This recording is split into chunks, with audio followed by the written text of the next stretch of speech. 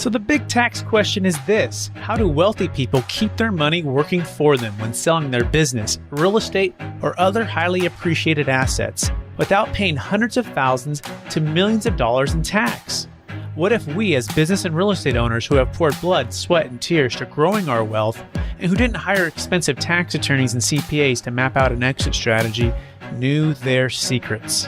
Instead of recreating the wheel, why can't we just model the way they deferred 30 to 50% in tax, paid off debt, funded their next business dream, and most importantly, leave a financial legacy to give to the causes we believe in most? What if their secrets weren't complicated at all, and you just need a guide who is a few steps ahead of you? That is the question, and this podcast will give you the answers. My name is Brett Swarts, and welcome to Capital Gains Tax Solutions. Hello, everybody. Brett Swarts here. I'm excited about one of our new strategic alliances. Especially anyone who's in the financial advising world, particularly, and are looking to level up their ability to position and market and be the authority for their clients. Let's face it, if you're even working with ultra high net worth individuals or especially using advanced strategies like the Deferred Sales Trust to help people exit, you're going to want to also position yourself as an expert in everything you're doing. And so we want to encourage you to level up as a financial advisor by connecting with and working with people like Mike Saunders. He is a president and CEO of Authority Marketing Strategist and founder of Authoritize Academy and Authority Hub. And he really is focused on the financial advising world. He's going to share with you some secrets today and some wisdom, but he's been featured on Forbes, Fox, CBS, NBC, ABC. And with that being said, I'll pass it over to Mike. Mike, how you doing? Brett, thank you. Good morning. Thanks for having me. And I think this is such a powerful opportunity because I say this anyway, because 99.2% of my work is with advisors. And as we know, your competitors are one click away and you need to stand out and all of that. But even more so with your audience, where you're talking about a strategy that is not commonplace, it's a little unique, and it's got some explanation that is needed, and more importantly, it's got trust and credibility that you need to have baked in. And it's kind of like this is if you hear about something new and it's like, oh, where'd you hear that from? That sounds a little half baked. Where'd you hear that from? Oh, online. Oh, really? So I think that when people are mentioning, oh, hey, I heard about this strategy to reduce or eliminate or all of these things, I think that in people's mind they're like, I don't know. But if they hear about it from reputable sources, credible platforms, if you, the advisor, are interviewed on a Fox or an ABC News affiliate and you're using that in your marketing, now all of a sudden you're piercing through that doubt and the trust and credibility is there. So that's the whole premise of my work. And so I've just prepared a brief presentation here that I will get started, and then we'll show you how this actually works. So I've got a federal trademark on the phrase authority positioning portfolio. And it's kind of like a financial portfolio of stocks, bonds, mutual funds, IUL, annuity, whatever the financial product is. But an authority positioning portfolio is all of the assets that position you as an expert. I love to be able to say that this authority positioning portfolio optimizes your current marketing, meaning I don't have to say, buy my thing, stop doing other people's things. I don't need to say mine's better than the other people. I say, keep doing whatever marketing you're doing, whatever Facebook ad, email marketing, event, virtual webinar, dinner seminar, whatever you're doing will work better when people see you as an expert advisor. So being able to boost the effectiveness of your campaigns. Really, I'm an educator at heart. I teach marketing for a few universities online, and I just love when you can see that a specific strategy has some backbone to it. And I found this a couple years ago, and I thought it was so powerful that in 1901, Andrew Carnegie, who was the steel magnate, he was looking to retire, focus on philanthropy. J.P. Morgan, the banker, saw an opportunity, and he met with Andrew Carnegie, and on a handshake, purchased Carnegie Steel for $480 million, which is $10 billion today. And do the math, even if 10 billion didn't write, it's still multiple billions on a handshake. And I submit to you that this no longer would be the case, because you and I would not sell a $4,800 car on a handshake. So why would it work then and not now? Trust, credibility. People these days don't trust each other. And that's what it's like when we're talking about your family fortune, your retirement, your capital gain strategies, all of these things. And that's why that matters. So a few questions just to kind of think about. Do you struggle attracting these high net worth clients because you know that you've got competitors? And secondly, do they not show up to your webinars? And then thirdly, do they come in going, oh, I heard about that thing, whatever it is, annuity, IUL, this strategy, that strategy, because I heard something. That's what we're going to solve today, because you have to remember something. When prospects find you, wherever they find you, they find your competition, and the trick, the problem is, the opportunity is getting those prospects to choose you, because most people love to buy, but they don't like to be sold. So how do we fix that? We teach, we educate, and we become that expert authority. And so what I do, like Brett was mentioning, my work is with advisors, and I spend 99% of my time, literally, that's all the work I do, is helping advisors and getting them featured on podcasts and network TV affiliate interviews and public relations and publishing their book and all of these things so that they stand out from the crowd. And this is a little bit of my work. Like you mentioned, I'm a member of Forbes Coaches Council. I've got several federal trademarks. My podcast is called Influential Entrepreneurs, won many awards, and I've done 1,500 episodes. And most podcasts these days, if you hit 100, it's like throw a party. That's amazing. 1,500 and rolling. It's really just a fun thing. Just thought I would give you a brief overview of kind of me. Started way back when with foreclosure, and it wasn't my foreclosure. I was 12, and my sister and I were standing in the front yard of my dad and mom's house, and here was this foreclosure sign, and we lost our house to foreclosure. We had to go live in my grandparents' literal one-bedroom, half-bath studio apartment downstairs. I slept in the work shop area. Literally, my sleeping bag was next to the lathe. So it was really seared into my mind from early on. Money and security is important. It's vital. It's paramount. And to be able to have that foundation of a house and a home, and where do you go? And I just remember that. And I feel like that was just seared into my memory to where I wanted to provide for my family. Then fast forward, when I got out of college, got my first job, and I did what everyone does, which is I'm going to use this little plastic rectangular piece of, awesomeness called a credit card, and I'm going to buy stuff. And I did. And I woke up one day with $35,000 on credit cards, couldn't make minimum payments, was robbing Peter to pay Paul just to keep all that going.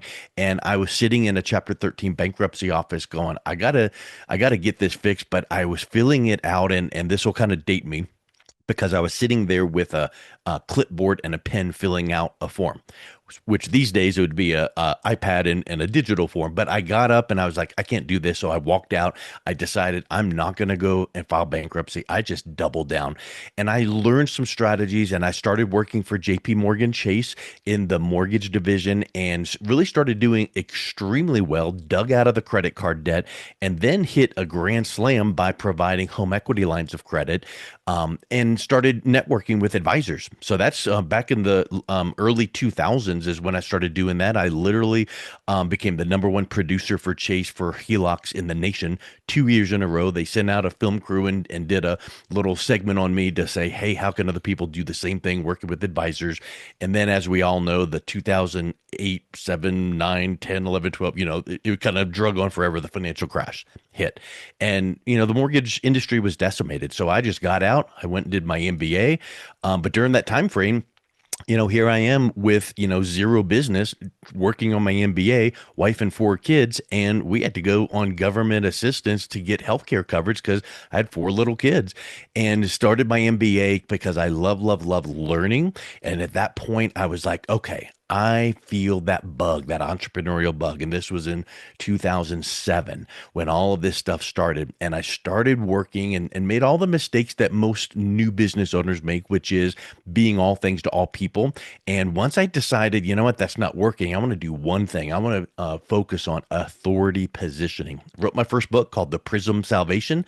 Used that book in a networking meeting, got a $9,000 contract, and the rest is history, because where I went from there is being able to take that that authority positioning and build this whole ethos, this whole network of authority for my clients. And this little picture here is what I provide. I focus on podcast positioning, PR positioning, TV positioning. All of that gives Google visibility.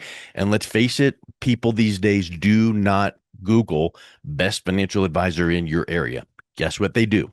They Google your name and your company because maybe they heard about it from their friend, they got referred, or they saw your flyer, or they saw this dinner seminar coming up. They Google your name and your company. What will show up? Most of the time when I do this exercise with advisors, I see their website, their social media, broker check, and maybe a couple directories, and that's it. We want to see what's in that image down there, with all the arrows. We want to see, oh, look at that TV interview. Oh, look at that public relations press release. Oh, look at that podcast interview. So that's kind of what I do. And this is kind of a something that came to me one day because nobody wants to do business with a nobody. Let's face it, we all are jealous of our time. I don't want to go out and search and find someone that might possibly maybe be able to solve my problem of whatever it is, car mechanic, whatever the thing is, doctor. Nobody wants to do business with a nobody, and your prospects and the people that are these high net worth prospects doing these large transactions that are intricate, they don't want to do business with a nobody. So imagine what it would feel like to be the financial authority with the premier tier status. That's what we're after, because you have to think about something. Birds of a feather flock together. These high net worth affluent prospects that are having these properties needing your help, they don't want to work with someone with an AOL email address. And believe me, I still work with advisors that still use AOL for email, Yahoo, Hotmail, and I'm not kidding. So research, we're not going to go in deep on this, but you just have to realize that most people, when they hear about something new, they're going to go out and research it just to kind of validate that. And if they research it and they cannot find something that is really, really valid and really, really something they can sink their teeth into, they're not going to pay attention to it. But if they can see that being featured in the media or a podcast on Spotify or Audible, now all of a sudden they at least give you the time of day. So when you're interviewing on podcast and TV, you're seen as the subject matter expert. And you have to realize that you're probably getting emails from people saying, go live on YouTube and Facebook and do videos. And all of that is wonderful because Google likes content, and people want to learn. But they also know that you're promoting yourself. And there's zero wrong with that. That's wonderful. But the leg up you get when you're interviewed is when you use those interviews. Oh, hey, I was featured on this podcast where I talk about capital gains, reduction, mitigating, all of a sudden now people listen to that learning, not feeling like it's a sales pitch because you're being asked questions. And that's huge. And a quick case study, you can Google this later, but just look up Stanley Milgram, Yale University. This just kind of shows the power of authority, because what they did is they did this experiment on campus. They had someone in a white lab coat and a clipboard and someone behind the plexiglass, hooked up to electrodes. And basically they were asking someone, hey, ask these questions. And if they get the answer right, it's a green, light flicks on. If it's wrong, a red light, and they get a shock. And every new wrong answer gets worse and worse and worse. Shock. And the person behind the plexiglass is, faking, oh, it hurts. And it was just all an experiment. But literally when people were saying, I can't do this, the guy's getting electrocuted in there, they just kept their eyes down on the clipboard and said, please continue. The experiment requires that you continue. And they had this really interesting outcome. They predicted 3.73% of the subjects would continue, but in the first set, 65% administered the final fatal 450 volt shock. And what that tells us is the marketplace blindly believes the words of an expert. They're sitting there in this lab environment with a scientist saying, do this. And they're like, okay. And so we need to realize that we have the power to persuade, not sell and push, but the power to persuade, because we know, what you offer is valid. With all of the audits, the IRS audits, pass. And with all of the legal and the CPA work that you provide to your clients to achieve this outcome, you've got a good thing. It's just a matter of convincing, persuading in a positive way. So the power of that authority is huge. Marshall McLuhan in 1967 wrote a book called The Medium is the Message. And he said, the way we send and receive information is more important than the information itself. So this means where your content is seen gives as much value as the actual content. So you could write up the overview of how your program works, put it on a 3-page PDF and read through it and go, wow, I'm reconvinced. This is amazing. Send it out to people and they ignore it because it's a PDF. You put it on your blog and they ignore it because it's a blog post. You put it on LinkedIn, they ignore it because it's a social media post. But the minute that same content is featured on an ABC a news segment with an interview with you being featured, or a podcast, or in a book, now people sit up and take notice and go, ooh, that's interesting. So it's the perception, it's the medium, it's the platforms that it's in. And if you guys aren't book readers, you need to be book readers, because leaders are readers, and you have to realize that there are some powerful books out there, one of which is Robert Cialdini's original book called Influence, but his more recent one is called Persuasion. And he says in this book, in order to be effective at persuasion, you have to understand persuasion. And persuading someone to take any action is the ability to get them receptive to your message before they experience or encounter that message. So you have to lay that groundwork. You can't just go sell, sell, sell. You need to educate and teach. And what better way to have this group of prospects that you're communicating with? And rather than just saying, you should do this, buy from me, you should do this, buy from me, sending out this communication to go, hey, if you've ever been thinking about or wondering about or worried about, I was recently featured on, check this out and let me know what you think. And if you'd like to have a quick call, I'll be happy to help. Have a great day. That kind of an approach. That's persuading. And then when they actually meet with you, they've seen your authority, your expertise, and they come thinking, the hope is, I hope they can actually work with me, versus, oh, I've got another sales call with this person. So persuading someone is super, super powerful. I actually made this statement in a podcast, and someone, really pinned it down and was like, ooh, that's a great quote. And I looked it up, and it must have come from something I read online from the Association of Psychological Science, but you need to be credible so you could be incredible. So they said, we must be serious about our commitment to credibility. The result we'll produce in the long run will be better than incredible. It'll be credible, because too many times people just make these bold claims with nothing to back it up. We need to realize that trust and credibility is there. And then, of course, at the end of the day, come on, authority always wins, by our favorite 80s rocker, John Cougar Mellencamp. So credibility, trust, our currency. Just like money, it can be created, traded, earned, borrowed, and lost. Guys, we can give examples after example of each one of these. How could credibility, trust be created? How could it be traded, earned, borrowed, and lost? It's huge. We rely on it in things we do, of course, so you have to realize that your prospects are as well. I wrote a book, Amazon bestselling book called Authority Positioning for Financial Professionals. It's on Kindle and hardcover and paperback. You can see the prices right here. You can go buy it on Amazon. Of course, I want you to, but I'm going to give you this opportunity. If you'd like to get a free copy, just go to MikeSaunders360.com. Click on the tab that says book, and you can either get the digital version for free immediately, or just pay shipping for the paperback or hardback. You can either scan that QR code or just go to Mike Saunders 360, my gift to you. So this is something, as we kind of wrap up and start landing the plane here, this concept of premier tier status. I've heard it called category of one, whatever you want to think of it as. It's this shift in our mindset. You can't just have content out there that's in 20 different directions, selling this, talking about that. You need to have this authority platform. The internal shift is your mindset as a trusted authority. And let me just tell you something. One of the wins that you get in having this created for you is when you start seeing all of this out there, and you start seeing your friends, family, prospects, clients, strategic alliances going, oh my word, I saw that interview you did on, that was a great job. And all of a sudden you're like, yeah, that's awesome. And you start seeing all of these things, which bolsters your own confidence, which then helps when you meet with and talk with your prospects and strategic alliances. And then the external shift of time and cost. Well, guess what? I've literally done presentations with people like Tom Hegna, who said, I wish I met you literally decades ago, because I've spent hundreds of thousands of dollars for what you do for pennies compared to that. this is a mindset shift that I'll just bring up to you here. Yes, using an authority positioning portfolio empowers you to get new clients. Check. But what about your current clients you have that you want to upsell, cross sell? So you might have clients right now that you have AUM that you're managing. Well, what if they need an annuity? What if they need an IUL? What if they have some property that you now need to work your program for here? When your current clients see you as that trusted advisor and being interviewed on and featured in, that helps them stay with you longer and by your recommendations that you're recommending to them. And then also referrals.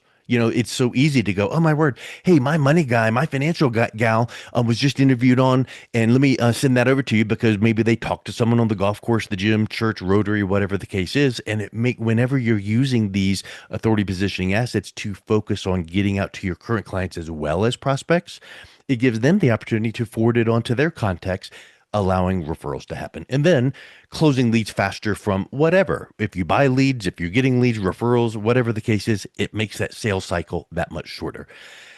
Remember this, authority positioning is not something you do and then go, did it, right?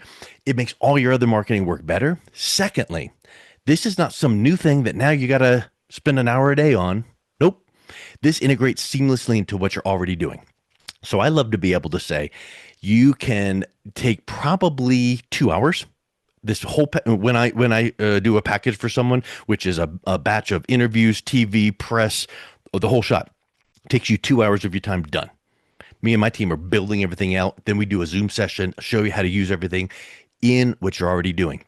Because you already have a website, you already have social media, you're already emailing to people, you're already texting people, you're already doing all of this. But now when they see that you've been featured on and you're using these interviews as content marketing, which elevates your credibility, you're integrating this with what you're already doing. And to me, if I saw some headline online of, how to, do something that I want to do, and the PDF was like, learn the 428 strata, and I'm like, I don't even want to download that. I don't even want to read it. It's too much. It's overload. It's static.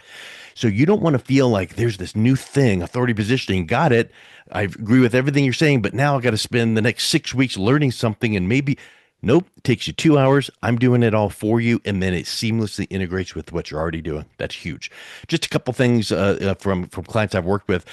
Paul said after posting one podcast interview, he picked up enough business to cover 2 times the cost of the program. Steven said that the power of media with authority positioning, someone saw his TV interview and now got a lady interested in becoming a client. And Renee said that the first 2 action steps of using this increased her response from booked appointments from webinar 300%. So that's huge. And then Brett mentioned the Authority Hub. When you have this authority positioning portfolio, to be able to have all of those items in one place. Yes, your website, that's great. But a lot of times people, check out your website and then here's a link over to your YouTube and they get, often distracted. But this Authority Hub is one place where all of your authority positioning content sits. It directs people then to your social media, then to your website and all that. But it just becomes this Authority Hub. You can get some information on that on My Authority Hub. And I even include it as a bonus in the packages that I offer. And think about, an annuity sale or a sale with one of your large programs, 12, 18,000 in commission or more. One sale picks up the cost of any of these programs. And so I'm not even going to get into the cost of programs because it's extremely affordable, but I just wanted to kind of end with this graphic because the focus of authority positioning is getting you talking about the education that you do for your clients. Because remember, your program is very intricate. You can't just have one conversation and ding, people get it. Maybe you need to have 3 different podcast interviews going on in detail on 3 specific aspects of your program, and you're using that to educate your audience. And then you're on the TV interviews, interjecting some of those same main points. And then all of that with the press and the media and all of that is now giving you that Google visibility.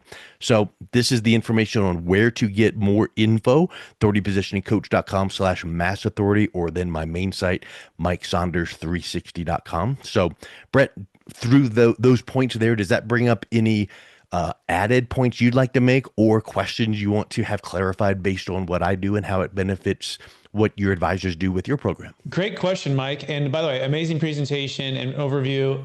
I think the big ones that really stuck out for me is credibility and trust are like currency, like money. It can be traded, created, borrowed, and help people become, change their perception before they experience or encounter the message. I think that's key. I mean, I've seen it with my own podcast itself, right? And yeah, going on major podcasts and being able to be the authority and the expert in that area, which creates. I mean, they think it's 85 or 90% as effective being on a video or a podcast or a TV, production than it is in person, right? So it's pretty close to just the person. And then you get to lean and borrow that credibility from whoever's having you on that show. And even so, I find that if the person who's really sharp and respected, that they view and respect, they're asking you these questions and they're watching them be persuaded and influenced by you as the expert, it helps to also, compound that credibility to that person who's watching. So yeah, all of those things. And you're right. I think the big, there's another study that's out that 85% of the reasons people make a decision to buy is on personal brand. So think of it like, if there's a Morgan Stanley or if there's a Merrill Lynch or if there's a Raymond James or all of these different things or these independents that are more and more, popular these days versus the big box houses that used to be the main ones. More advisors are going that way because they realize that it's the personal relationship and really it's the personal brand that's making the decision. It's not necessarily the company behind that. Now you need to have the tools and you need to have, hopefully the team, the system to help everything. But this is really going to elevate your personal brand, which will elevate your ability to influence, make an impact, win more business.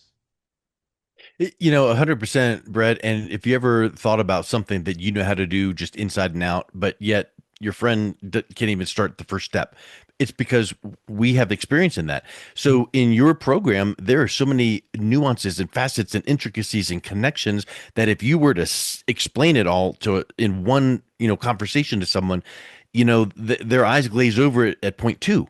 So I think that to be able to have some of those main points chunked down into specific content where you're teaching that content, and one builds on the other, but teaching it on authoritative platforms. Now that message is really penetrating through the sales resistance and they're understanding it better. And that trust is elevated, which then sets the stage for the Zoom call or the in-person call. You can still blow the deal on the Zoom call or the personal call. So you still got to know your stuff. It's just that you got to have some little extra help to get some more at bats. No, 100%. Yeah, the know, like, and trust. And I like the strategic thought about that. Like, going on shows with this is the main topic we're going to discuss today, because you've already talked about the other two main ones on the previous shows. And then when you provide an email sequence with the top 3 objections or the biggest 3 myths or the biggest things that hold people back, and now it's really strategic. And by the time they get there, they're like, oh yeah, that's the questions I had. These are the 3 major reasons why people wouldn't perhaps, like for example, for our strategy, we know what they are. They're the legality and is it too good to be true, the trustee and the controls, and then the fees, and does the ROA make sense, right? And so we know how to produce content on that all the time. And what you're saying, Mike, is you do the same thing with advisors and you help them to strategize. It's not just about getting on the shows or getting onto the Fox News or the ABC or the NBC. It's about being strategic with how you package it and what you're saying. So when it's delivered, by the time they show up on the call, they're 50, 60, 70% of the way there. 100%. Because if we had 100 advisors on the line with us right now and we opened it up and said, okay, yes or no, who in here loves to sell? Most people would say, no, nobody really loves to sell, but they love to make a sale and they love to bring in new business. But in reality, they want people that are pre-sold from referral, from being educated, coming to them, Zoom, in person, whatever the case is, to go, hey, I think I understand this. Can you just help me put this together? And then you explain a couple points and they're like, let's go. That right there is the scenario that authority positioning brings to you when done the right way, because it's not, here's this flyer, click here to buy now. It's a teaching element on platforms of authority. Perfect. Love it, Mike. Any last thing before we go? No, I think that's about it. If you want that free copy of the book, MikeSaunders360.com. If you want to set up a call to chat with me, you can find it right there as well. But my whole program is there at the 30 Positioning Coach / Mass Authority. All of the interviews I've done on the ABC, CBS, NBC, and Fox, all of the program details, all the pricing is all right there. But I'm happy to help any way I can. Amazing. And for those who may be watching this or a friend has shared this with you, make sure you mention, Mike Saunders' name and my name if you're coming to me asking about this so I know where you found it. And then also if you have a client that's exiting a Bitcoin business, real estate, massive exit, public-private stock, and have massive capital gains taxes or estate tax challenges, make sure to also go to capitalgainstaxsolutions.com, capitalgainstaxsolutions.com to learn how to build a capital gains tax exit plan with our team to be able to attract and unlock more AUM and make a big impact for your clients because they're facing 20, 30, 40, 50% in capital gains tax and depreciation recapture when they sell. If they don't have a plan. And if they don't have a plan, they're probably not going to sell. And that means you're probably going to get the AUM. And that's why we want to help you build your business, make a bigger impact, and everybody wins. Go to capitalgainstaxsolutions.com for that. With that being said, I'm Brett Swarts. He's Mike Saunders, and we'll talk to everyone again real soon. Bye, everybody. You have just listened to another information-packed episode of Capital Gains Tax Solutions with Brett Swarts. We hope you enjoyed today's show and found it helpful. Visit capitalgainstaxsolutions.com to access the show notes and to access more resources. Don't forget to leave a review and join us again next time.